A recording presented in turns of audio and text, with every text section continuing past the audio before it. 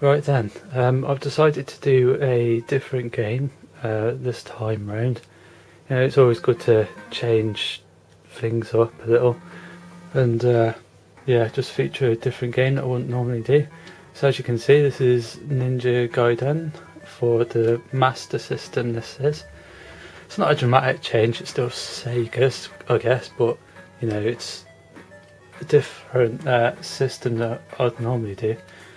I have seen videos of this game on the NES, and I think there was other versions on the NES, sequels and what have you. I think, I'm not entirely sure about that, but yeah, it looked like a pretty good game on the NES, and yeah, it looked really hard.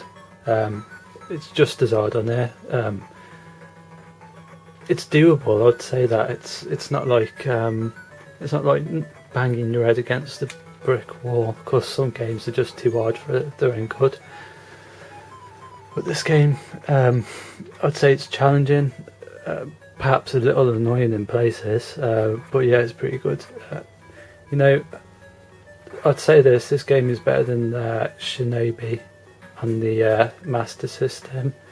Shinobi, I don't know, the sequels to Shinobi are pretty good. I don't know whether there's any sequels to Shinobi on the Master System, but certainly in the Master System version of Shinobi, I don't even know whether there's a version of Shinobi on the Mega Drive, to be honest, but yeah, Shinobi on the Master System is just terrible, just a terrible game.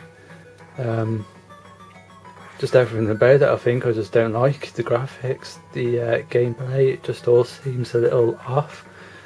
Yeah, and so for a Ninja game, I think this is way better. In fact, this is so, you know, this is totally in a different league to Shinobi. I think that the one thing that immediately jumped out at me about this game was the graphics. I didn't think the graphics were going to be anything really, and I just randomly put this game on, not expecting much really, to be honest, and I was like, whoa, the graphics are really good for a Master System game, phenomenally good in fact. Yeah, as you can tell, just look at the backgrounds. I mean, there's no parallax scrolling, but it doesn't matter. I mean, just look at the background, it just looks really good, and the sprites just look amazing as well, really detailed. This game pretty much shows off the power of the Master System. Can't think of any games graphically that are better than this. There's a lot of games that I'd say are on a par with this, like the Sonic games, but I can't think. I certainly haven't played any games that are better graphically than this. But yeah, it's a brilliant game. Gameplay wise, it's just absolutely brilliant. Just really good hit detection. I just don't know what else to say about it. It's just that, you know, the controls are just really tight and responsive, and like I said, the hit detection's really good. Sometimes you play these kind of games and the hit detection is absolutely friggin' terrible, but you know, it's pretty good. As you can see, this is the boss. This boss, well, I suppose you know, there's a pattern to what's going on, but I just didn't do very well at it.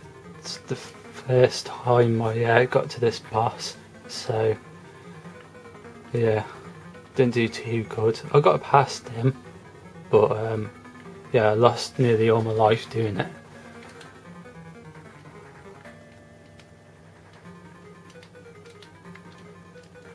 I think this game is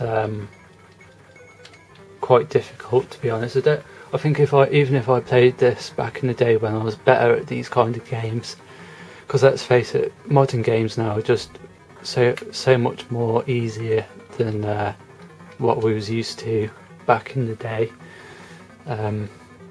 so I've been weaned on easy games, and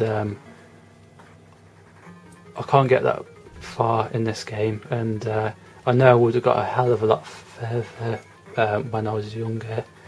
I wish I played this game when I was younger, but unfortunately I didn't even know it existed. But yeah, I can't get very far in it. I don't think I would have been able to complete this game though, even when I was younger. I think I would have got quite far through it, but it's just, I don't think I would have completed it. It's like Alex the Kid in Miracle World. I couldn't get that far in that game, to be honest. I was going to say I could get quite far, but I could get to the first jungle thing, and then there was the castle afterwards. I could never get to that first castle. I'd always get to the jungle and lose all my lives. It was really frustrating. So yeah, I'd always get to a certain point on that game. I think this is one of those games where it would be the same. I'd always get to probably a certain level and then not be able to go much further than that. But yeah, I'm just terrible at these kind of games now. I mean, the difficulty for them is just something I'm not used to anymore. I think games have just got too easy.